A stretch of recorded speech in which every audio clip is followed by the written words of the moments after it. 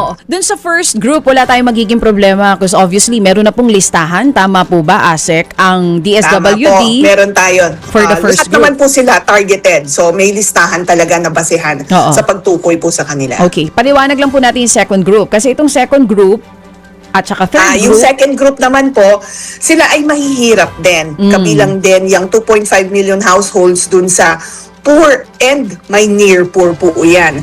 No? Yung near poor, that's 25% above poverty threshold. So kung yung mga nakasama dito na mahihirap, ang kinikita ay nasa lower than 13,000 plus, no? Kasi that's our poverty threshold.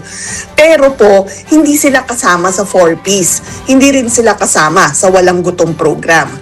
And then, sila pa yung mga sabi ko na near poor, they're above the poverty threshold, which is 13,000 plus nga, but we just got 25% of that population.